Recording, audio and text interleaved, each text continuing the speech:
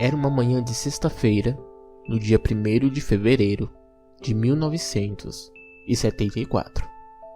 As pessoas saíam de suas casas para trabalhar, estudar ou fazer qualquer coisa que precisavam. Nada além de sua rotina usual. No bairro da Bela Vista, na região central de São Paulo, um prédio, conhecido como Edifício Joelma, começa a chamar a atenção da vizinhança. Uma fumaça preta começa a sair do local. Um curto-circuito no ar-condicionado acabou gerando faíscas, que viraram chamas e tomaram conta do enorme prédio em questão de minutos.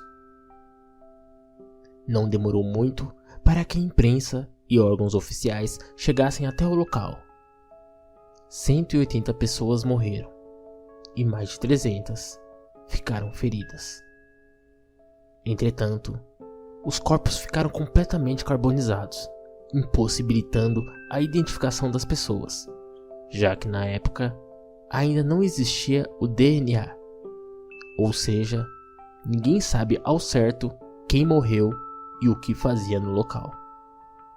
13 dessas pessoas foram encontradas amontoadas dentro do elevador, tentando escapar da tragédia. Todos os corpos foram enterrados no mesmo cemitério, o São Pedro, no bairro Vila Alpina. Mas, desde então, fenômenos estranhos começaram a acontecer naquele local.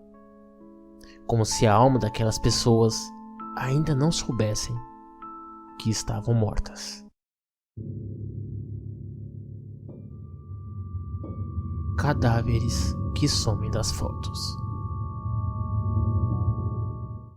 A história é contada por um ex-auditor que esteve no edifício em 2 de fevereiro de 1974, um dia após a tragédia. Ele ainda relembra os pedaços de corpos espalhados por todos os cantos. Você percebia um corpo inteiro, mas quando virava para vê-lo, encontrava apenas a metade. Meses depois, ele encontrou a perita que fez a revelação perturbadora. Muitas fotos tiradas de corpos e objetos, quando reveladas, apareceram vazias. O ex-auditor também afirmou que na noite de 2 de fevereiro foi convocado para dar suporte ao corpo de bombeiros. Ao chegar no 19º andar, uma cena marcaria para sempre a vida deste homem. No banheiro, 2 moças estavam mortas em pé, abraçadas e coladas. Não tinham cabelos e nem roupas. Sombra macabra nas câmeras de segurança. Em uma noite de sábado, um casal de estudantes chegou ao edifício para um trabalho escolar. O funcionário que os atendeu não se importou que eles acessassem os primeiros andares e acompanhou o trajeto pelas câmeras. Entretanto, algo estranho aconteceu. Nas imagens, havia uma terceira pessoa.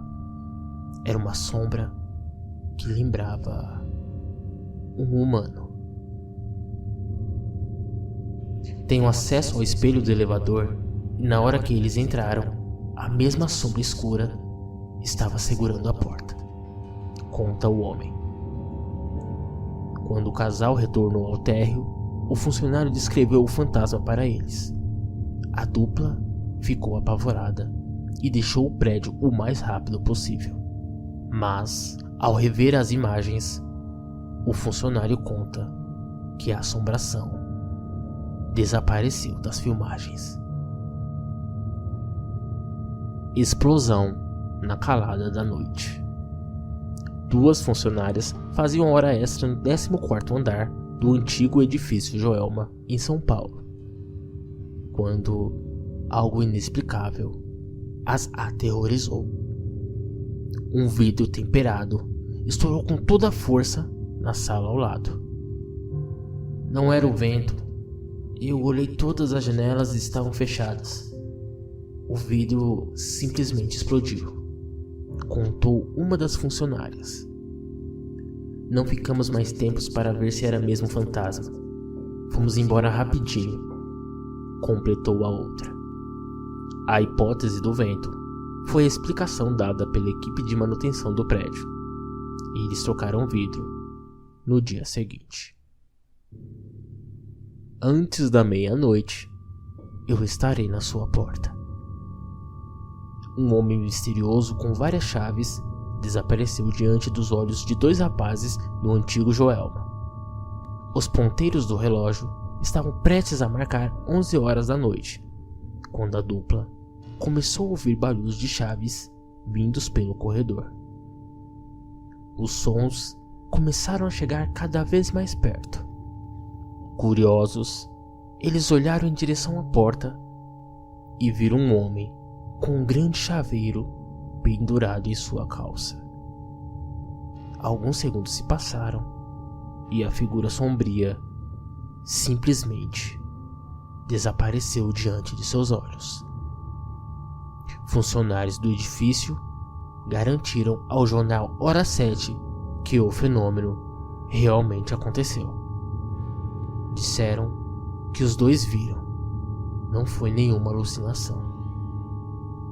Os rapazes deixaram o prédio imediatamente após aquela experiência completamente macabra. O estudante que agonizou. Gravaram um documentário estilo Bruxa de Blair durante uma noite no antigo edifício Joelma para um trabalho de faculdade. Esta foi a ideia promissora do publicitário Daniel Branco. Ao explicar a ideia nas redes sociais, o rapaz foi desaconselhado a pernoitar no lugar mal assombrado. Não mexe com isso, avisou uma pessoa que tinha conhecimento dos fenômenos sobrenaturais daquele prédio. Daniel não deu ouvidos e insistiu para que a figura enigmática lhe passasse algum contato do local da tragédia. Ao ligar, foi informado que fotos e filmagens no interior do edifício eram proibidas. Mesmo assim, ele resolveu ir até lá. No entanto, nenhum funcionário autorizou a sua entrada. Frustrado, voltou para casa, mas no caminho já sofreu as consequências de sua desobediência. Conta ele: no metrô eu senti uma coceira, uma bolinha vermelha que crescia. Quando cheguei em casa, as manchas tomaram todo o meu corpo e meu primo me disse que eu estava ardendo em febre. Após quase 2 horas de agonia, as manchas simplesmente sumiram. Inexplicavelmente. Como se aquela agonia fosse um mero aviso do lugar. E essas são só algumas das muitas histórias assustadoras que cercam o edifício Joelma.